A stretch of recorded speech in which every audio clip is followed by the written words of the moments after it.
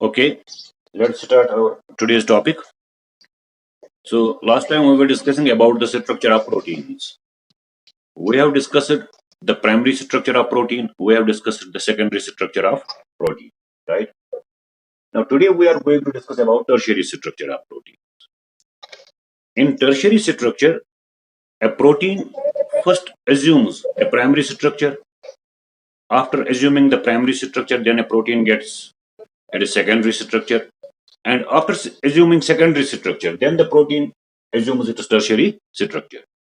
So in tertiary structure, a protein, a protein in part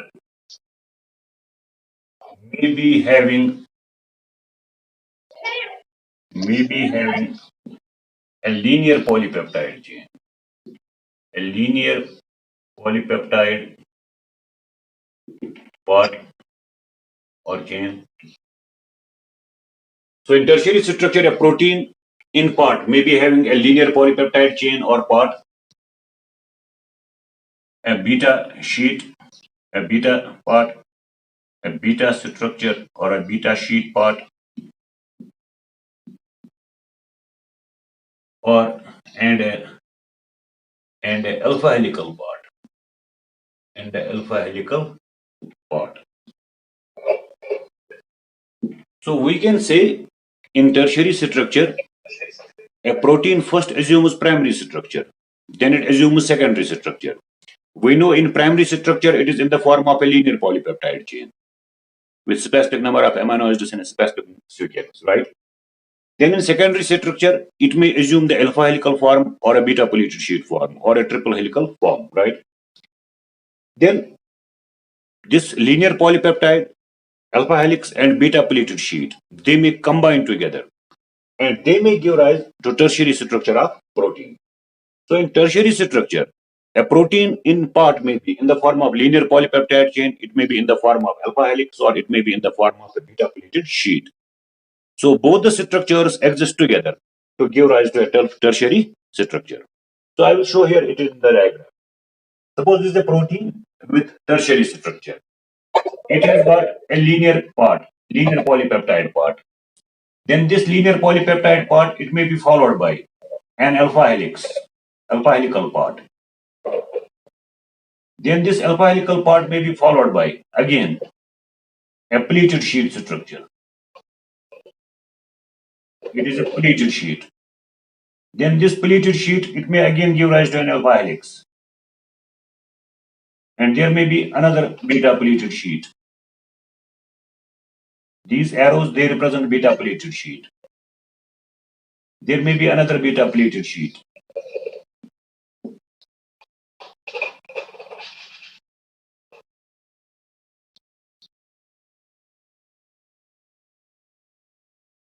Then the protein may again become linear, right?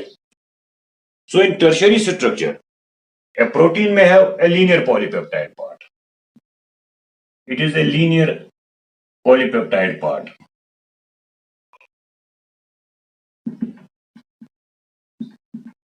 Then it may have got an alpha helical part. It may have an alpha helix.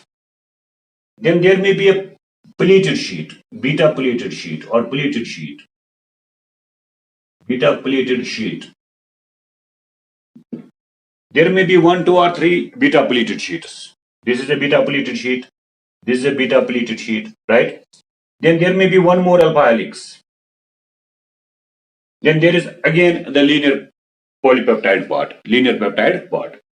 So tertiary structure of protein, it is represented by linear polypeptide part. Then it may have alpha helical parts. Then it may have beta pleated sheet parts, right? So combination of all these structures, linear peptide part, alpha helical part, beta pleated sheet part, it gives rise to tertiary structure of protein. This protein is stabilized by number first hydrogen bonds between the amino acids, and number second, it may also be stabilized by the disulfide bridges present between sulfur containing amino acids, right? So these are disulfide bonds. These are disulfide bonds. disulfide bridges or bonds. These disulfide bridges, hydrogen bonds, they hold these structures together, and this maintains the tertiary structure of a protein. So in tertiary structure, a protein may be in part as a linear polypeptide, in part it may be in the alpha helical form, and in part it may be in the form of beta pleated sheets, right? So the combination of this linear part, alpha helical part, and tertiary part, it gives rise to, the combination of alpha helical part, this linear peptide part, and beta pleated sheet part, it gives rise to tertiary structure of protein. This tertiary structure, it is stabilized by formation of hydrogen bonds and formation of disulfide bridges between sulfur containing amino acids, right? So this is the tertiary structure of protein. Which protein exists particularly in this tertiary structure? Lysozyme was the first protein. Lysozyme is a protein which exists in tertiary structure, and lysozyme was the first protein whose tertiary structure was deciphered, right? So lysozyme is a protein which exists in tertiary structure. In tertiary structure, it is formed of linear peptide parts, alpha helix, and beta pleated parts, right? So this gives rise to tertiary structure of protein, right? So you have understood what is primary structure.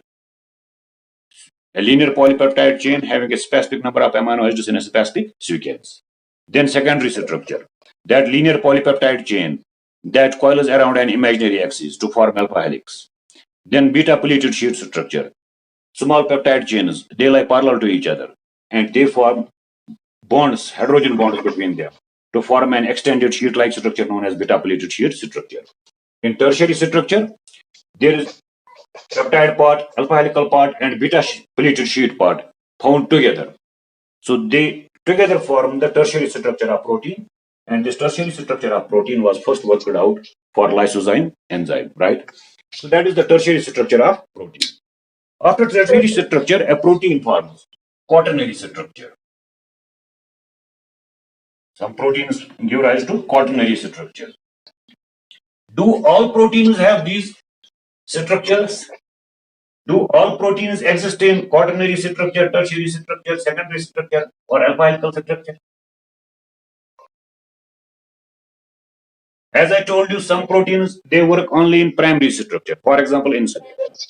Then some proteins, they are functional in secondary structure. For example, keratin protein, right? Or some fibrin protein of silk, or tropocollagen, they are functional in secondary structure. Then some proteins assume tertiary structure to become functional. For example, lysozyme protein. Similarly, some proteins assume quaternary structure. Quaternary structure to become functional. For example, hemoglobin. Hemoglobin is a protein which is found in our RBCs. It is the respiratory pigment of our body, right? This hemoglobin, it has got a quaternary structure. In quaternary structure, a protein may be formed of two protein subunits. One polypeptide chain with its specific structure, another polypeptide chain with its specific structure. So here a protein may be formed of more than one polypeptide chain. This is one polypeptide chain having its specific structure. This is another polypeptide chain having its specific structure. So when two polypeptide chains combine to form a functional protein, we call it as a protein dimer. Right? Sometimes three polypeptide chains join. This is another polypeptide chain. This may join with them to form a functional protein. Then it is a trimer. Then it is a protein trimer. Sometimes four polypeptide chains join to form a functional protein. If four polypeptide chains join to form a functional protein, we call it as a tetramer. So that means a dimer is formed of two protein subunits.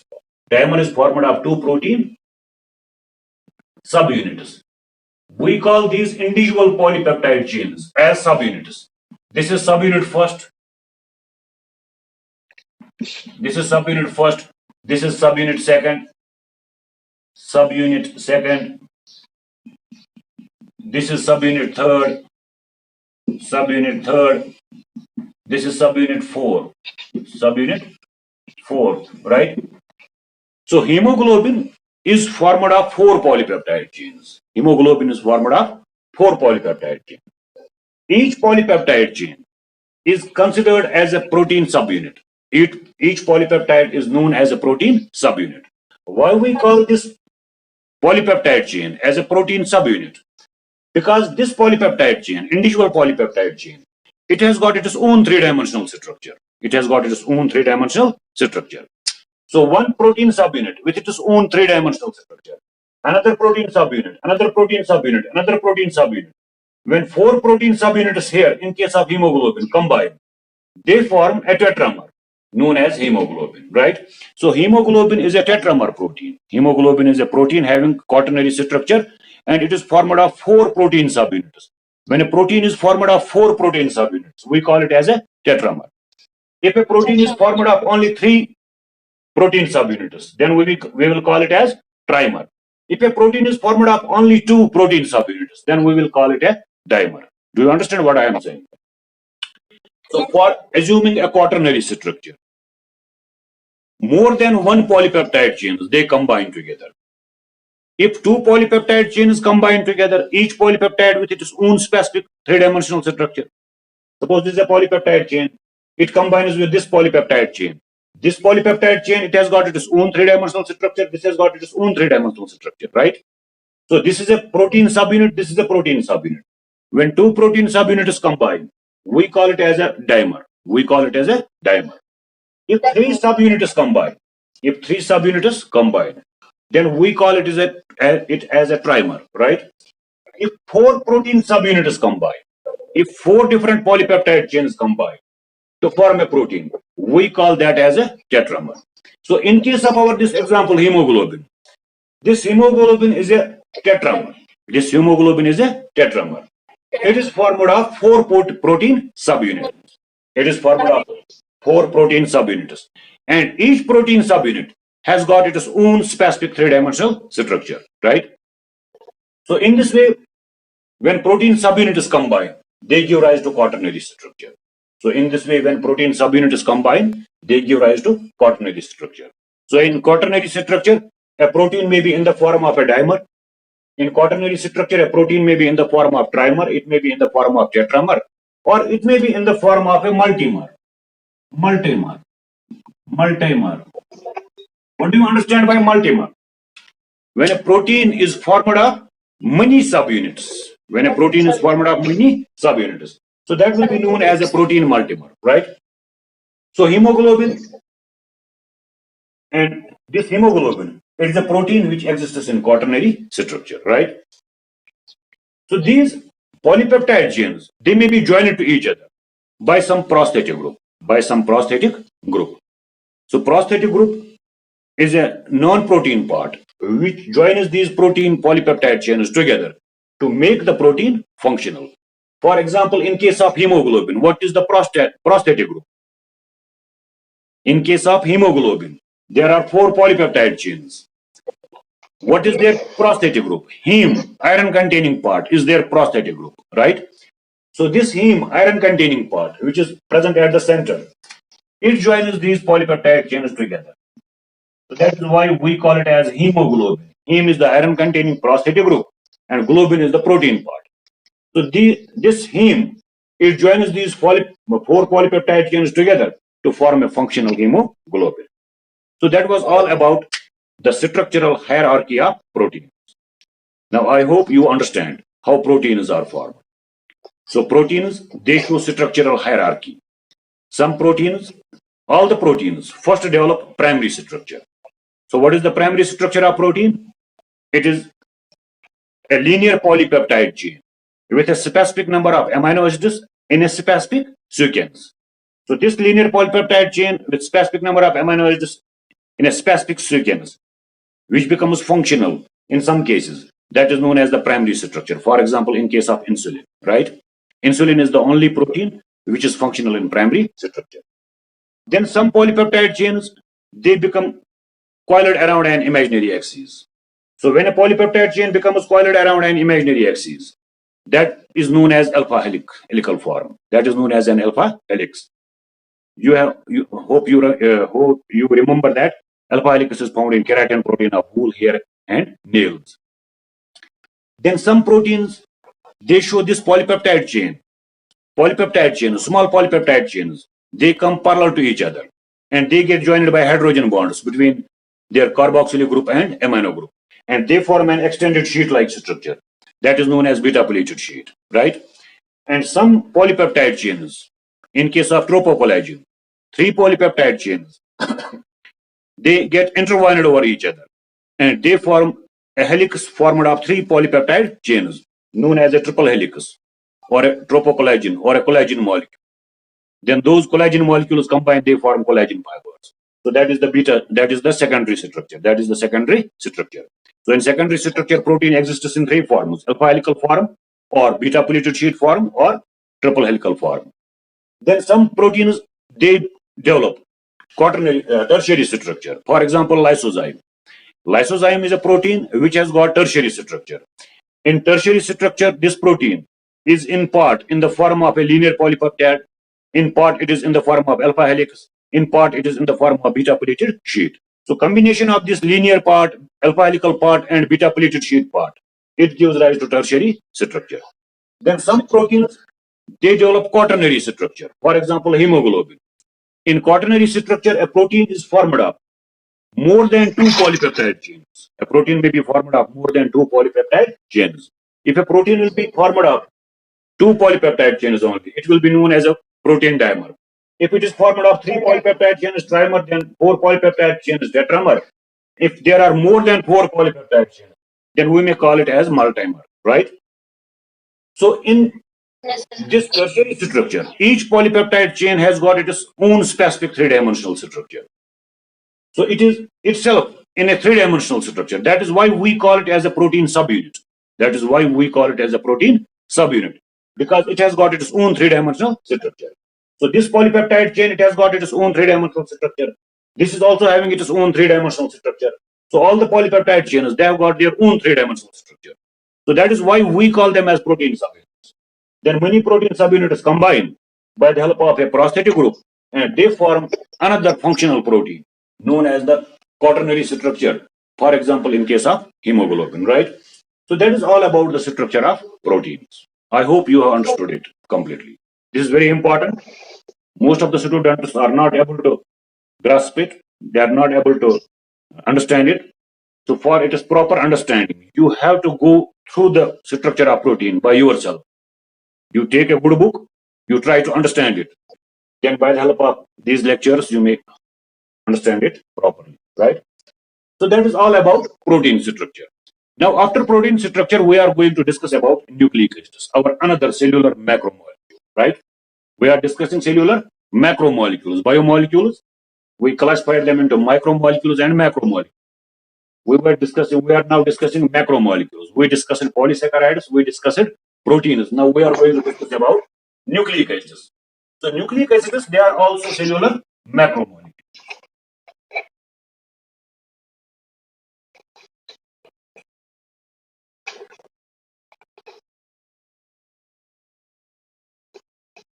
You know, nucleic acids, they were discovered by nucleic acids were discovered by Friedrich. They were discovered by Friedrich Miescher. Miescher in 1871 from the nuclei of pus cells of a discarded bandage.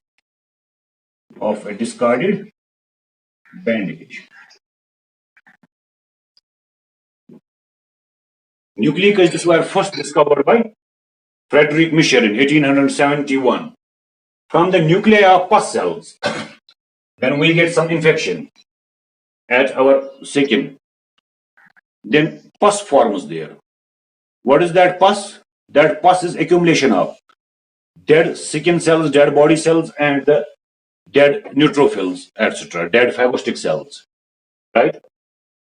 So a person was suffering from infection. His wound was covered by a bandage. When he went for dressing, this pus-laden bandage, it was thrown off. Dr. Frederick Michel, he noticed the pus. He tried to work out of what material this pus is formed of. So he found dead cells in the pus, right? He took out those dead cells. In those dead cells, he found the nuclei. He investigated into the nuclei, and from the nuclei, he got these nucleic acids. He named them first as nuclei. He named them as nuclei. So when he extracted nucleic acids from the nuclei of dead pus cells, he named them as nuclei. Then it was Altman. Altman in 1884 who coined the term.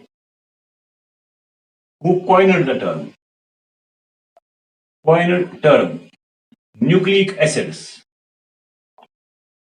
Nucleic acids. Altman found that this nuclein, it has got acidic property. Altman was another scientist. He found that this nuclein, which is present inside the nuclei of cells, it has got acidic properties. So he changed the name from nuclein to nucleic acids. He changed the name from nuclein to nucleic acids. Then another scientist, Oscar Hertwig. Oscar Hertwig. 1800, sorry, Altman is 1889. Altman coined the term nucleic acids in 1889. Oscar Hertwig in 1884. He found that this nuclein, it is responsible for. Nuclein is responsible for transmission of hereditary characters. Transmission of hereditary characters.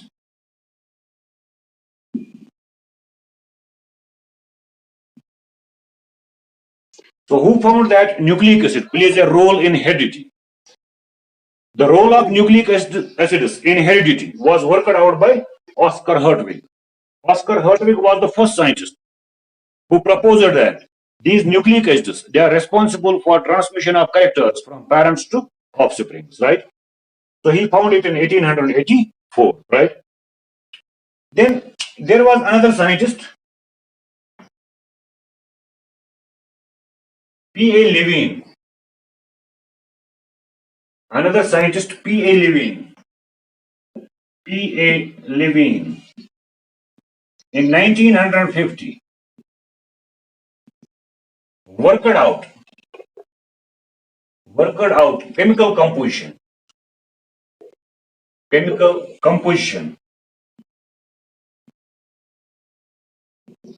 of nucleic acids. So he found that these nucleic acids, they are formed of a pentose sugar, they are formed of a nitrogenous base and a phosphoric acid, right? So P.A. Levine, he worked out the chemical composition of nucleic acids. He was the first person to say that nucleic acids are formed of nitrogenous bases, pentose sugars, and phosphoric acid. He distinguished, he classified nucleic acids into two types. DNA and RNA.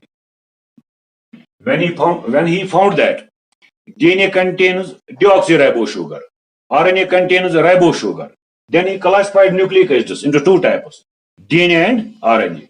Deoxyribose nucleic acid and ribose nucleic acid, right? So this was the contribution of P.A. Levine. He worked out the chemical composition of nucleic acids, and then he classified nucleic acids into two types, DNA and RNA, right? Then there were some more scientists who also worked on nucleic acids. For example, there was Astbury, Wilkins, Wilkins and Rosalind Franklin.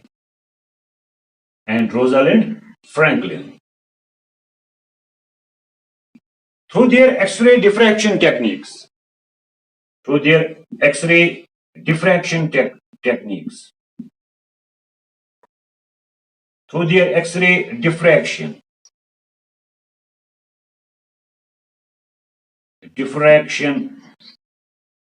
techniques, they suggested that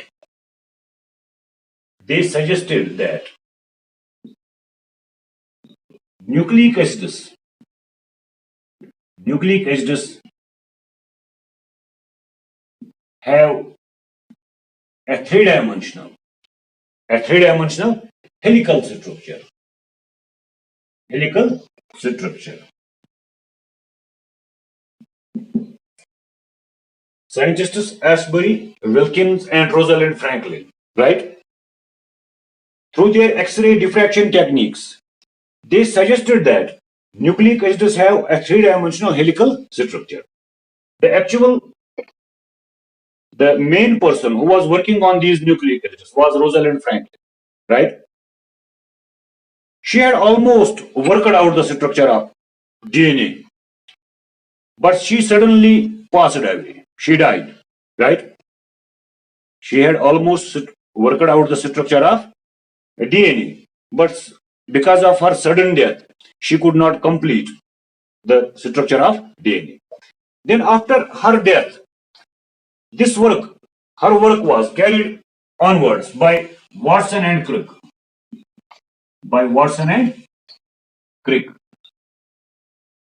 Then Watson and Crick in 1953, they proposed double helical model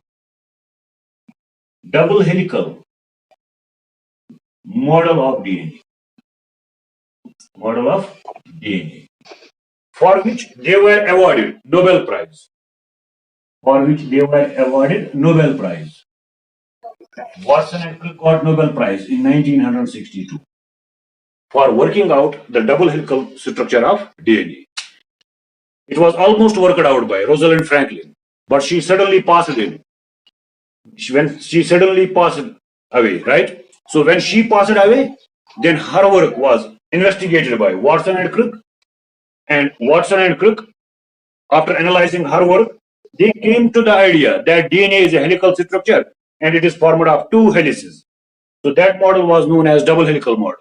So this double helical model of DNA, after the death of Rosalind Franklin, was worked out by Watson and Crick in 1953. For that, they got a Nobel Prize in 1962.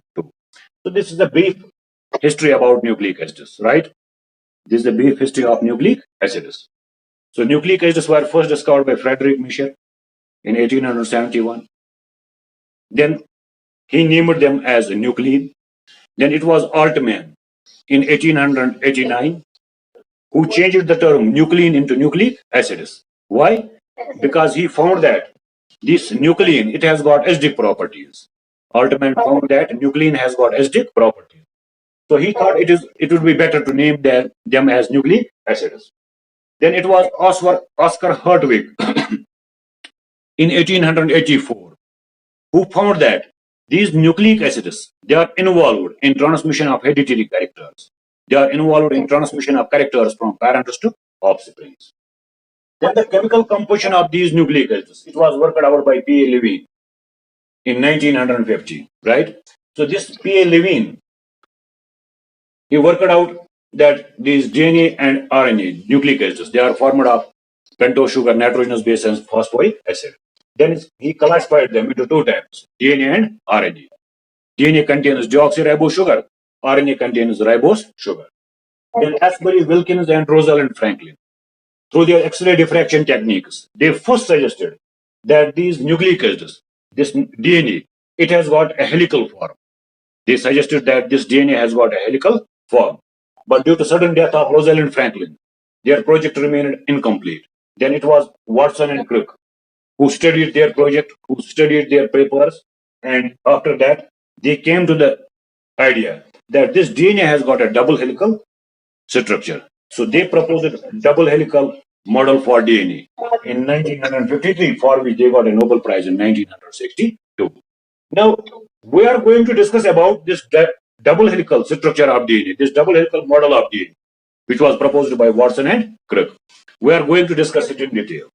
Since we are running out of the time, I cannot complete it today.